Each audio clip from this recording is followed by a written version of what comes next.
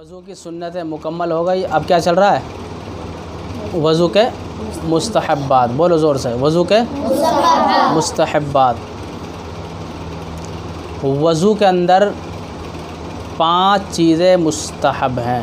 کتنی؟ 5 چیزیں مستحب ہیں. اور وضو کے اندر سنتیں کتنی ہیں؟ 13. اور فرض کتنے؟ 4. یہ دھیان رکھنا، ٹھیک ہے. اب آئیں گے مستحبات. ٹھیک ہے. مستحب میں کیا کیا ہوتا ہے؟ دیکھو سب سے پہلے نمبر 1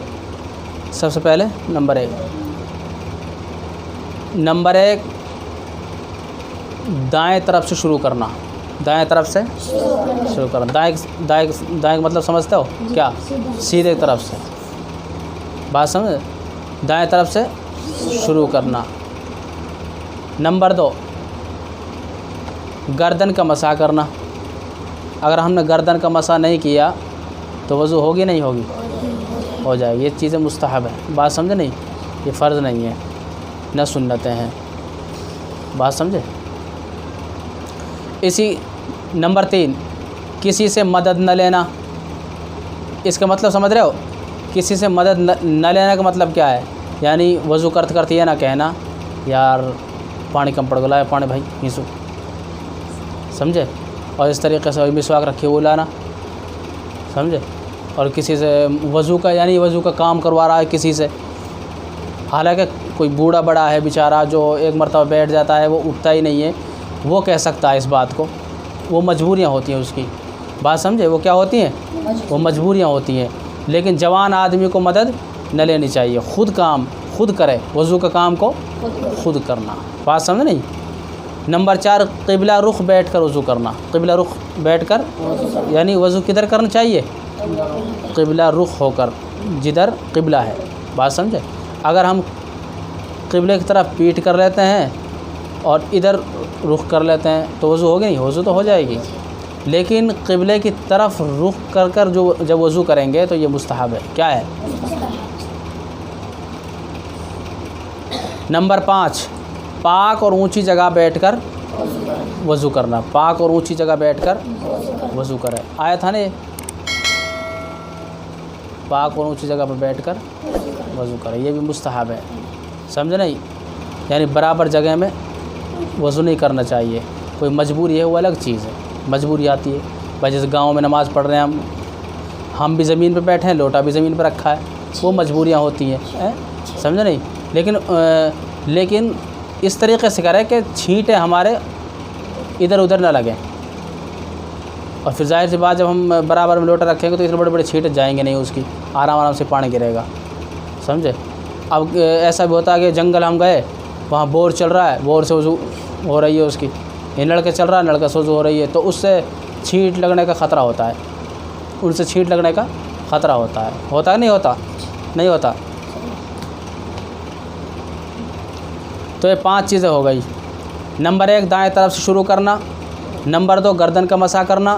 نمبر 3 کسی سے مدد نہ لینا. کسی سے، اس کا مطلب ہے کہ وضو کے کام کو خود کرنا. یہ کہہ لو چاہے وہ کہہ لو، یعنی کسی سے مدد نہ لے، وضو کے کام کو خود کرو. کوئی بوڑھا بڑا ہے، اب تم کسی کو ٹوک مت لینا کہ بھائی کوئی بزرگ آدمی بیٹھا ہوا ہے وضو کر رہا ہے، بیٹا لوٹم پانی لائے.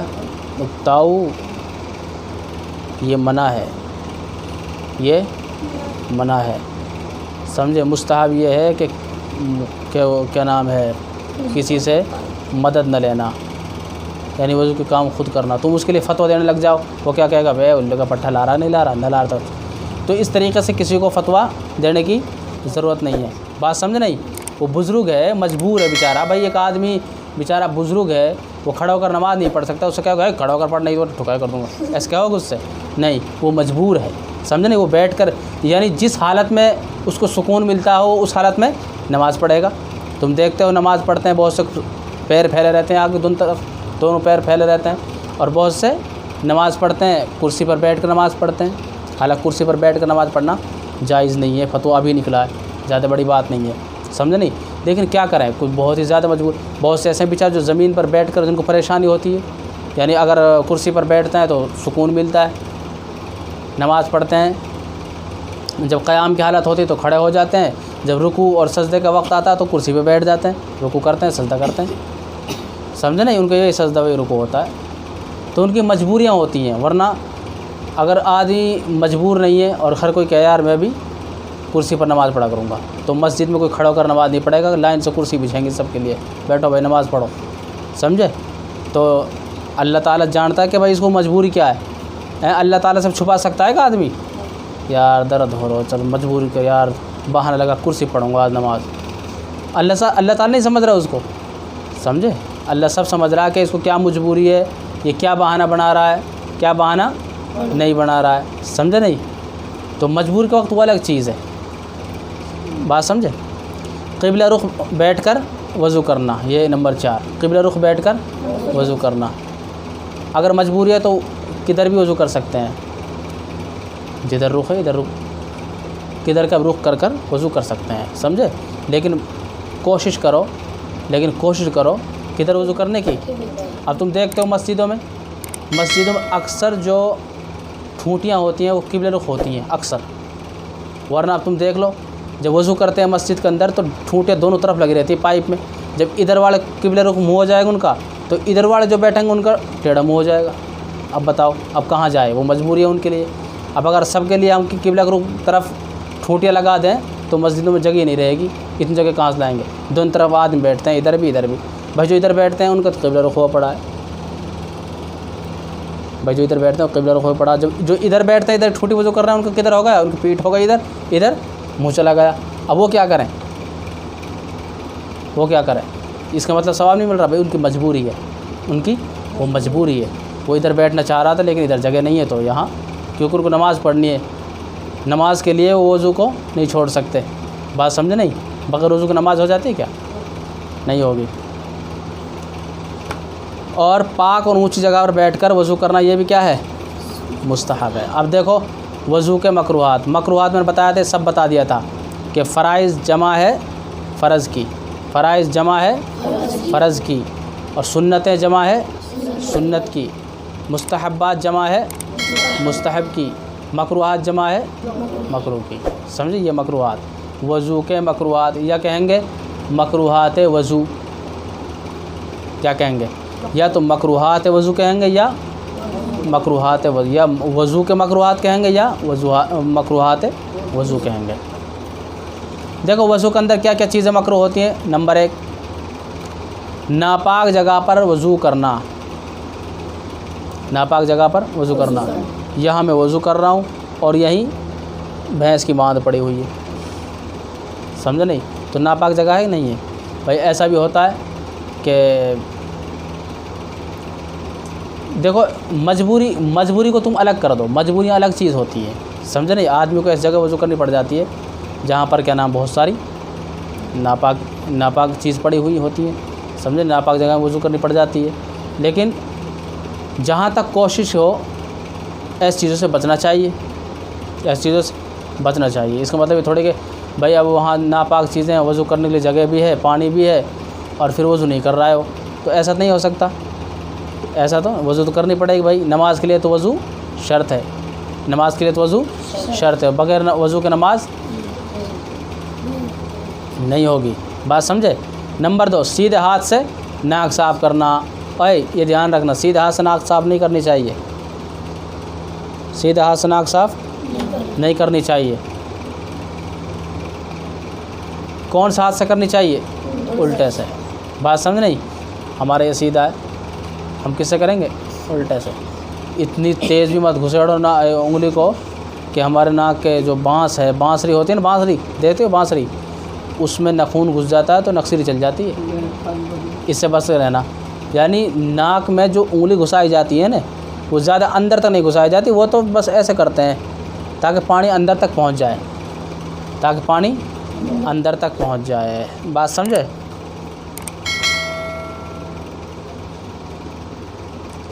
تو کتنی مرتبہ ڈالنا چاہیے ناک میں پانی؟ 3 مرتبہ۔ سنت پڑھی تھی تو سنتوں کے اندر ہی لکھا ہوا ہے سب۔ سیدھے ہاتھ سے ناک صاف کرنا یہ بھی کیا ہے؟ مکروہ ہے۔ اگر کر لی تو کسی نے اس کی الٹے ہاتھ کی انگلی ٹوٹی پڑی ہے، یعنی کئیاں، اس کی کئیاں کہتے ہیں نا ہمارے اس میں، یعنی جو کئیاں ہوتی ہے छोटी छोटी उंगली होती है, सबसे हाथ के अंदर सबसे छोटी उंगली कौन सी होती है? कईयाँ ही तो होती है। वो टूटी हुई है या उसमें लगी हुई है, पट्टी हुई है, तो किससे साफ़ करें? नहीं, सीधे हाथ से नहीं भाई, बहुत सारे तो उंगली हैं, लेकिन सीधा देखो, सीधा हाथ तो मजबूरी में इस्तेमाल होता है।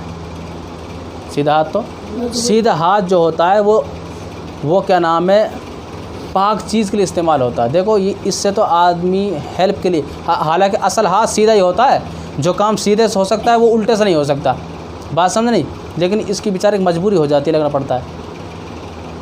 भाई तुम देखो, जब जो काम इसका रहता है, यानी ये हाथ करता है जिस काम को, तो फिर ये कभी कभी इससे मदद लेता है, भाई तू भी करा यार। मिसाल तो हम रोटी तोड़ रहे हैं, या सीधे हाथ से खाना चाहिए, सीधे हाथ से। भाई कभी कभी ऐसा हो सकता है हाथ में लग गई, ये तो पड़ा बेचारा, अब ये क्या कहेगा, भाई तू गल्ला दे अब मुँह में, ये कहेगा नहीं कहेगा, तो इससे ही लेना है। अब ये अगर ये ज़िद कर ले यार तू ही दे, फिर क्या होगा, भूखा ही मरेगा वो, समझ नहीं। तो ये मजबूरियाँ हो जाती हैं। हम रोटी तोड़ रहे हैं, हालांकि सीधे हाथ से गल्ला खाना चाहिए, सीधे हाथ से पानी पीना चाहिए। अब एक हाथ टूटा हुआ है, ऐसे लटका हुआ है, ऐसे अंडा सरा, और अब क्या कर रहा है आप, अब क्या करे हो, ये हाथ है, अब ये हाथ काम आएगा। उल्टा हाथ तुम यूँ ही मत समझ लेना, ये बहुत काम का होता है, बात समझे नहीं।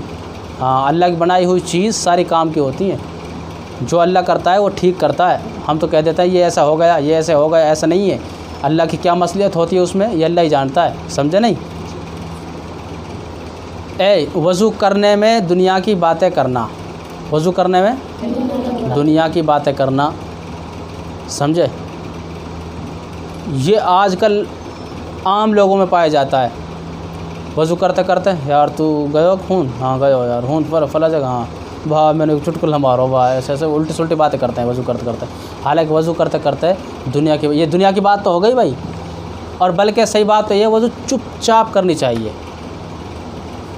वज़ू तो चुपचाप करनी चाहिए। दीन की बातें वो अलग चीज़ है भाई, दीन की बात सारी वज़ू करते वक्त याद आती है क्या?